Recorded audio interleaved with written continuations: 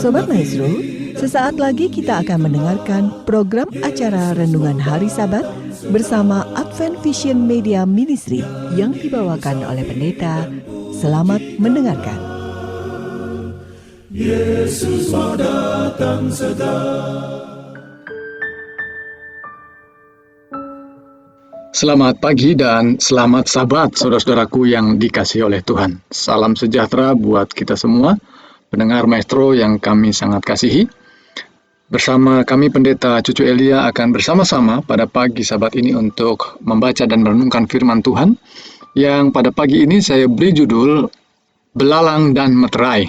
Sebelumnya, saudaraku, mari kita akan berdoa. Bapa yang bertahta dalam kerajaan sorga, kami naikkan pujian dan syukur untuk berkat Tuhan pada pagi ini. Dan tuntun serta bimbinglah kami ya Tuhan, agar kami ketika membaca dan mendengar akan firman Tuhan, kami diteguhkan oleh firman Tuhan. Kami semakin memahami jalan Tuhan. Di dalam nama Yesus Kristus kami berdoa dan bersyukur. Amin. Saudara-saudaraku sekalian, pada pagi ini tentu kita mengucap syukur pada Tuhan, karena hari demi hari, minggu demi minggu kita melihat bahwa pandemi ini akan segera berakhir. Itulah tentu doa dan harapan kita. Mari saudaraku sekalian, kita akan lanjutkan pembacaan firman Tuhan, yang mana kita sudah memasuki pada Wahyu pasal yang ke-9 tentang meterai yang kelima, ya. Dan mari kita awali pembacaan firman Tuhan. Lalu malaikat yang kelima meniup sangkakalanya, dan aku melihat sebuah bintang yang sudah jatuh dari langit ke atas bumi, dan kepadanya diberikan anak kunci lubang yang tidak berdasar. Saudaraku, sebelum saya teruskan pembacaan firman Tuhan ini, bahwa sangkakala kelima ini adalah disebut sebagai celaka yang pertama, sangkakala keenam adalah celaka yang kedua, sangkakala ketujuh adalah celaka yang ketiga, dan itu yang terakhir. Dan nanti kita akan masuk pada pasal yang ke-11. Dan betapa ini disebut sebagai celaka, karena pada sangkakala yang ketiga terakhir ini sungguh amat mengerikan, saudaraku sekalian. Baik, mari kita lihat apa yang dikatakan dalam ayat pertama tadi tentang sebuah bintang yang sudah jatuh dari langit ke atas bumi. Dan tentu ini terjemahannya, kita perlu tahu bahwa yang sudah jatuh artinya bukan sedang jatuh, yang sedang terjadi, tetapi yang sudah artinya sudah berlalu. Ini akan merujuk pada kejatuhan Lucifer ke dunia ini, ya. Dan inilah bintang ini sudah jatuh sebelumnya ketika periode sangkakala kelima ini terjadi. Nah, kemudian bintang ini diberi, ya, anak kunci lubang yang tidak berdasar. Itu kalimat yang disebutkan dalam ayat ini, ya. Anak kunci lubang yang tidak berdasar. Siapa yang memberi bintang ini anak kunci? Allah. Ya. Sekedar saudaraku untuk melihat bahwa apa yang dimaksudkan dengan membuka lubang yang tidak ada dasarnya. Ya, dengan sederhana saja kita dapat membandingkan dengan melihat sebuah lubang, ya. Apakah itu lubang kunci atau itu lubang sumur, ya. Dan lubang ini tidak ada dasarnya, dalam sekali sampai tidak ada dasarnya, artinya kalau sudah jatuh, ini menuju kematian. Tidak ada yang bisa menolong dan kembali lagi. Begitulah gambaran lubang yang tidak berdasar ini. Dalam bahasa Grekanya memang diterjemahkan sebagai lubang yang tidak berdasar, yaitu abusos, ya, yang dapat diartikan tempat di mana tidak ada yang bisa berkutik lagi, tidak ada yang bisa bekerja, dan tidak ada aktivitas lagi di dalamnya.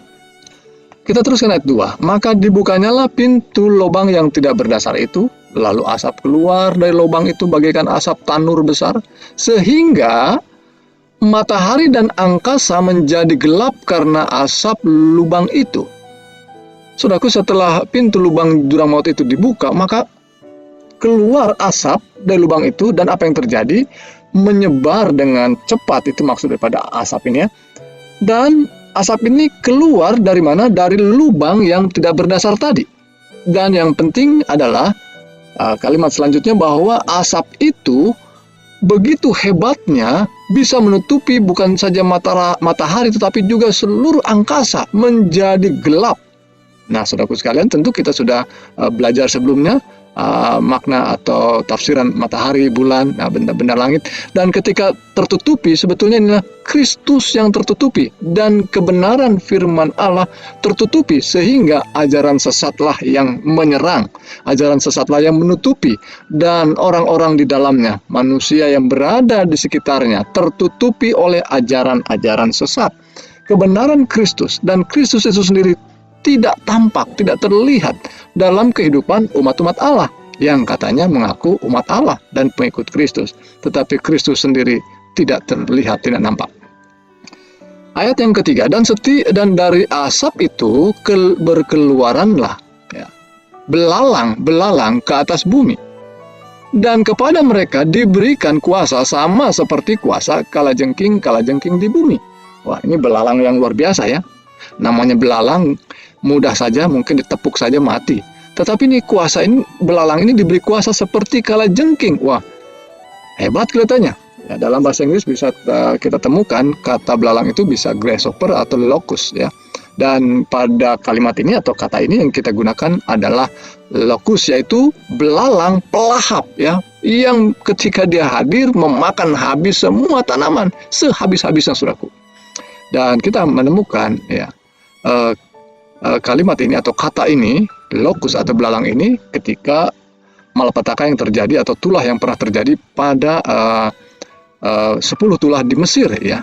Mari kita baca ayatnya, Keluaran 10 ayat 15. Karena mereka menutupi seluruh permukaan bumi sehingga negeri itu menjadi gelap, dan mereka memakan habis segala tumbuh-tumbuhan di negeri itu dan segala buah pada pohon-pohon yang disisakan oleh hujan bola es atau bola api yang sebelumnya sudah terjadi tulah itu, sehingga tidak tersisa apapun yang hijau pada pohon-pohon atau tumbuh-tumbuhan di padang di seluruh tanah Mesir, benar-benar habis dilahap oleh belalang itu.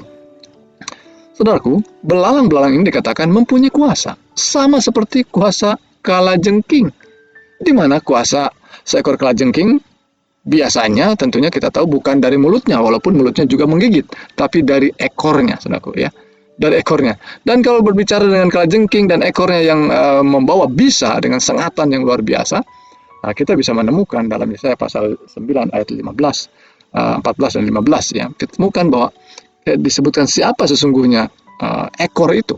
Tua-tua dan orang yang terpandang itulah kepala, dan nabi yang mengajarkan dusta itulah ekor. Wah, ngeri sekali ya, tapi tanda sekali ya bahwa firman Tuhan memberikan tafsiran begitu jelas bahwa belalang ini ya bukan sekedar belalang sungguhan atau literal ya, tetapi ini adalah mereka yang datang mengajarkan kebohongan, dusta, yang menutupi kebenaran aslinya. Mungkin kelihatan seperti seorang yang pembawa kebenaran, tetapi sesungguhnya yang dibawa adalah kebohongan dan dusta. Selanjutnya ayat yang keempat. Dan mereka diperintahkan supaya tidak merusak rumput-rumput di bumi atau apapun yang hijau atau apapun, melainkan hanya manusia yang tidak mempunyai materai Allah di dahinya. Saudaraku, itu sebabnya mengapa saya membuat judul renungan pada pagi hari ini, yakni materai dan belalang. Sebab di dalamnya memang kita belajar hal yang penting yang dibicarakan belalang, tetapi juga yang ada kaitannya dengan materai Allah ya. Nah, rupanya belalang ini ya diperintahkan ya oleh Allah untuk tidak merusakkan rumput-rumput dan pohon-pohonan. Apa maksudnya? Ya, rupanya kita sudah belajar sebelumnya bahwa yang dimaksudkan rumput dan pohon itu adalah manusia ya. Dan jangan dirusak manusia itu. Manusia yang mana yang dimaksudkan? Yaitu manusia yang memiliki materai Allah di dahinya. Nah, jadi saudaraku sekalian, rupanya walaupun dia merusak, tapi Tuhan menjaga agar tidak dirusak mereka yang setia kepada Allah. Jadi mereka yang tidak mempunyai materai Allah ialah mereka yang secara legal, yang secara sah, ya bukan milik Allah, yang dengan sengaja tidak mengakui Allah, ya. Dan mereka adalah kelompok yang sesungguhnya menolak Allah dan mengikuti ajaran dusta tadi. Jadi saudaraku sekalian, ketika Tuhan memerintahkan jangan rusakkan mereka, jangan rusakkan orang-orang yang tetap setia pada Tuhan, rupanya mereka yang pada masa itu tetap mengikuti dusta itu, mereka lah yang mengalami tekanan dan mengalami kesakitan. Dan mari kita lihat ayat selanjutnya tentang apa yang dilakukan oleh belalang tadi. Ayat yang kelima. Dan mereka tidak diberi izin untuk membunuh. Nah ini ya, walaupun menyakitkan tadi. Melainkan untuk menyiksa mereka 5 bulan lamanya. Siksaan mereka itu seperti siksaan kalajengking, karena memang disebutkan tadi ya, ketika ia menyengat manusia. Nah, jadi ini bukan bicara tentang belalang, juga bicara tentang kalajengking. Ini adalah lambang-lambang ya. Mereka diizinkan bagaikan belalang yang seperti kalajengking. Dan pada masa itu orang-orang akan mencari mati saking menyakitkannya. Dan begitulah saudaraku sekalian, biasanya tentu saja ketika Tuhan izinkan mereka yang mengalami rasa sakit yang begitu parah, tidak mampu lagi menahan sakitnya, udah Tuhan mati saja kak saya ini. Namun demikian Tuhan tidak mengizinkan tekanan ini ya, yang dilakukan oleh yang dilambangkan tadi belalang dan kalajengking tidak membawa kematian, tetapi mereka tidak akan menemukan kematian tadi, dan mereka akan ingin mati katanya, tetapi maut lari dari mereka. Itulah dikatakan ayat yang ke-6. Saudaraku, pertama kita bertemu dengan waktu 5 bulan nubuatan ini, dan kita sudah sangat familiar dengan angka-angka ini. Untuk waktu yang 5 bulan, 1 bulan nubuatan itu 30 hari secara literal, maka 5 bulan adalah berarti 150 tahun lamanya. 150 tahun itulah lamanya tersiksa ya umat Tuhan yang sudah murtad tadi, dan kelompok umat Tuhan yang tetap setia ya, mereka terselamatkan ya. 150 tahun. Rupanya saudaraku sekalian, 150 tahun sebelum adanya, kita coba mulai menafsirkan ya, adanya revolusi Perancis di Eropa. Nah, ini ada kaitannya tentu saja dengan gereja yang hadir di Eropa. Hadir salah satunya di negara Perancis. Ada seorang bernama René Descartes, seorang Perancis yang menulis sebuah buku namanya A Discourse on Methods yang dicetak tahun 1637. Yang mengetengahkan tentang hidup berfalsafah, tentang logika ya, segala sesuatu harus kita berpikir secara logika. Mengapa ini muncul dan kemudian diminati orang, dan banyak orang juga menulis dan coba mempengaruhi. Memang begitu banyak orang berminat akan logika ini, yang kemudian disebut sebagai zaman pencerahan, enlightenment. Dan ini masuk ke Perancis dan begitu populer sebab saat itu adalah saat di mana gereja benar-benar menutupi kebenaran. Sebagaimana saya sebutkan tadi, Kristus tidak terlihat dan bahkan mencari firman Tuhan juga sulit, bahkan Alkitab pun ditenggelamkan, dibakar. Jadi saudaraku sekalian, benar-benar orang dalam kekacauan, sehingga daripada menganut sebuah agama dan para pemimpin agama juga begitu rakus, maka orang lebih baik menganut pemikiran yang baru ini, logika, pencerahan. Sehingga orang memasuki masa-masa hidup yang lebih baik ateis. Saudaraku sekalian, ini yang terjadi ketika kekuasaan agama ini terlalu mendominasi dan memaksakan seseorang dan banyak orang. Maka yang terjadi adalah orang lari dan lebih baik menjadi seorang ateis. Itulah yang terjadi 150 tahun lamanya, dan seolah-olah mendapat angin ajaran ateis ini karena mendapat kepuasan rasanya menjadi seorang ateis. Ngeri sekali rupanya. Karena menjadi seorang yang beragama justru mendapatkan tekanan yang luar biasa, dan bahkan memang kebenaran firman Tuhan hampir-hampir saja tenggelam dan tidak mudah didapatkan. Baik, jadi faham ateisme yang diajarkan belalang-belalang pendusta ini ya, yang ekornya tadi seperti ekor kalajengking yang menghancurkan manusia dari dalam dirinya sendiri ya.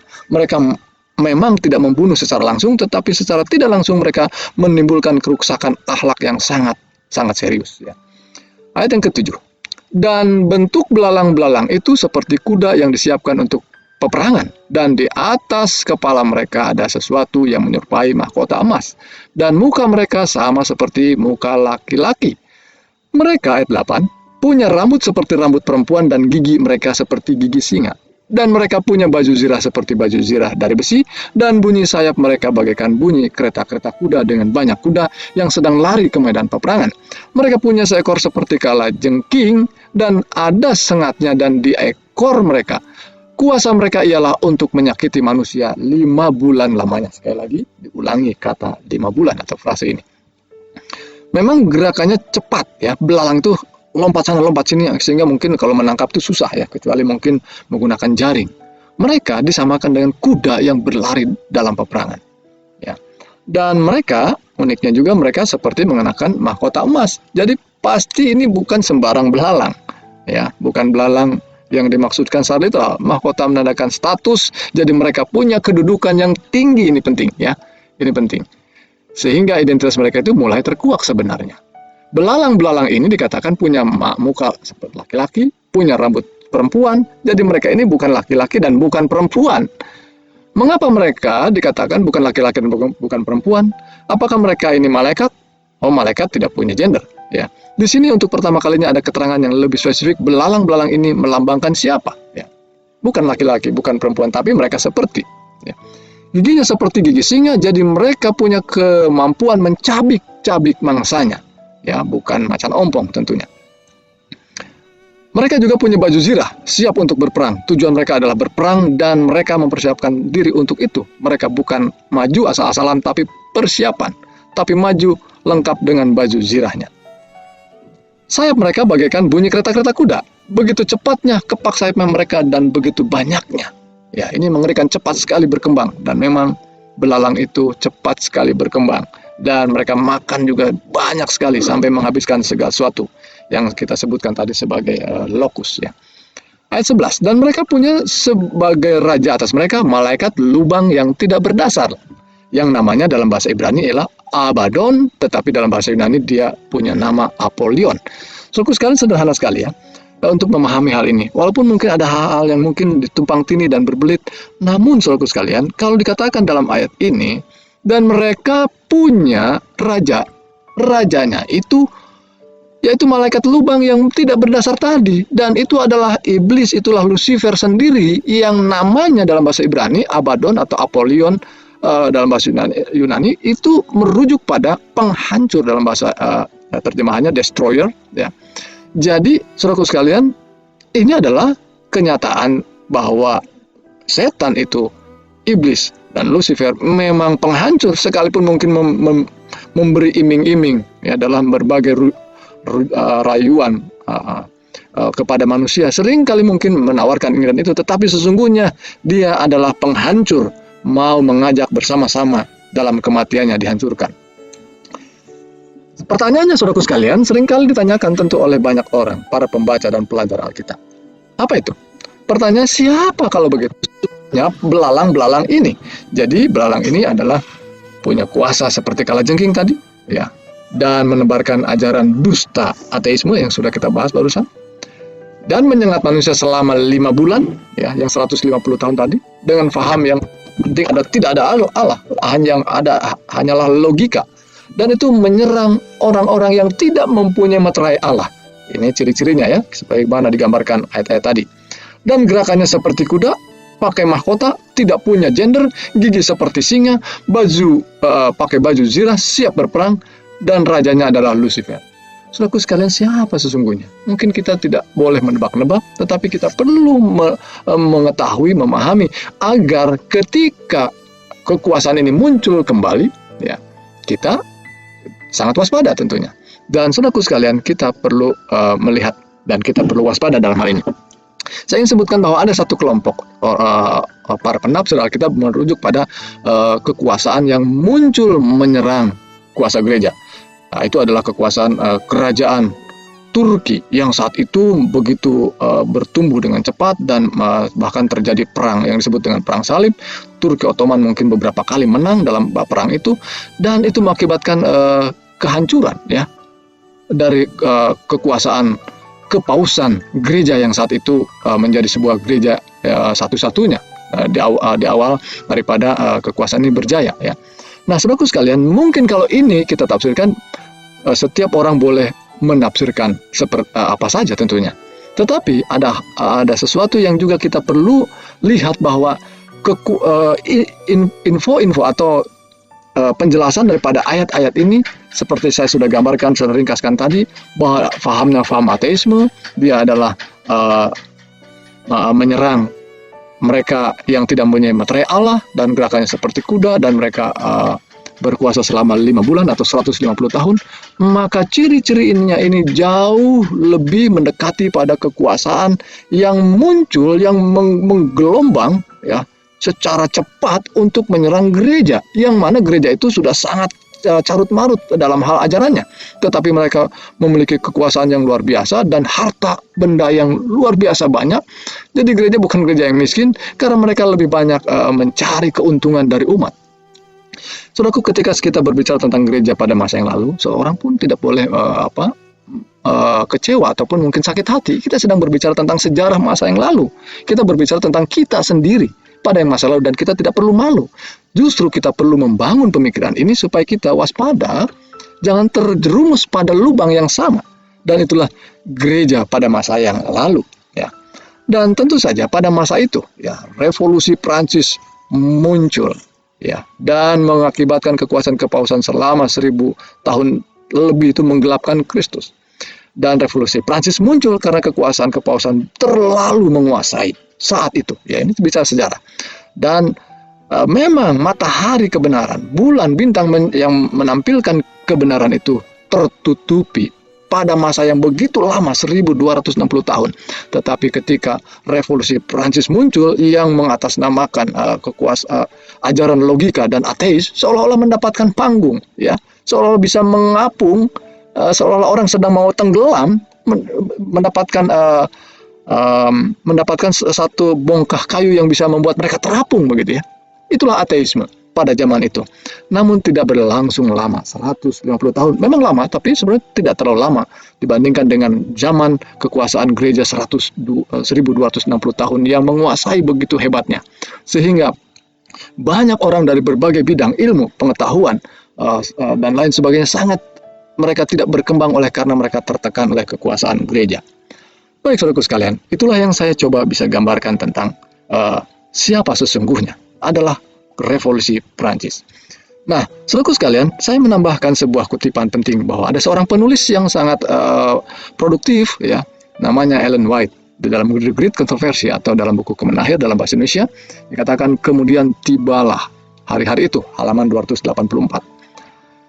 Tibalah hari-hari itu ketika peraturan yang paling biadab dia jalankan oleh pengadilan yang paling biadab, ketika tidak ada manusia yang bisa menyapa tetangganya atau berdoa tanpa risiko dianggap melakukan kejahatan yang dikenai hukuman mati, ketika mata-mata bersembunyi di setiap sudut, ketika setiap pagi pisau guillotine bekerja keras dan lama, ketika penjara penuh bagaikan tempat para budak di dalam kapal pengangkutnya, ketika selokan-selokan dipenuhi darah yang membuih yang mengalir ke dalam sungai Seine, sementara setiap hari gerobak-gerobak penuh dimuati korban-korban untuk dibawa ke kematian mereka melalui jalan-jalan di Paris. Para prokonsul yang dikirim komite penguasa ke departemen-departemen bersorak-sorak dalam kekejaman yang berlebihan, yang bahkan asing bagi ibu kota itu. Pisau mesin pembunuh naik dan turun terlalu lambat melakukan pekerjaan pembantaian. Barisan panjang para tawanan diberondong dengan amunisi dan dari meriam. Di bagian bawah kapal-kapal yang padat dibuatlah lubang-lubang. Kota Lyons berubah menjadi padang gurun. Diaras para tawanan, bahkan tidak diberi belas kasihan kematian yang cepat. Saudaraku, begitu panjang kutipan ini, saya coba tutup dan kutipan paling bawahnya. Bayi-bayi yang tercabik dari pelukan ibunya dilemparkan dari satu tombak ke tombak yang lain sepanjang barisan Jacobin.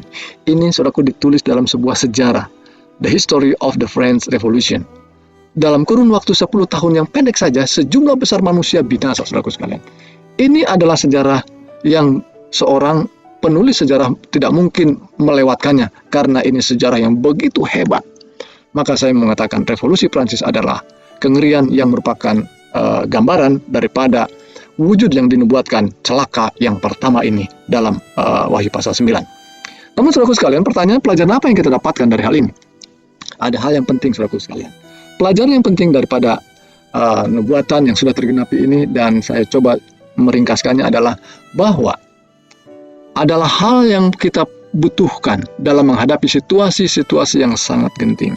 Pastikan bahwa kita, saudara dan saya, sudah mendapatkan materai Allah yang hidup itu, dan kita akan terhindar dari kematian yang tidak bernilai atau dari kematian yang sia-sia.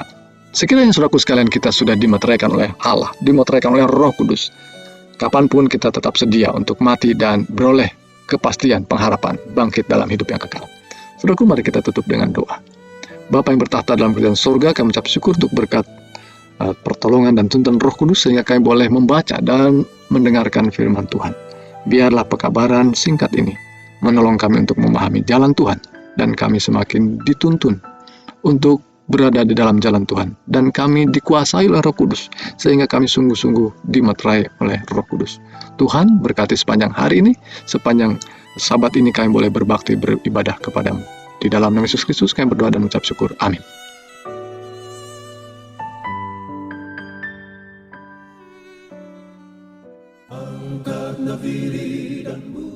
Sobat Maestro, Anda telah mendengarkan program acara Renungan Hari Sabat bersama Advent Vision Media Ministry. Untuk tanggapan pendengar, hubungi 087 888 777 689. Terima kasih atas kebersamaan Anda. Tuhan memberkati.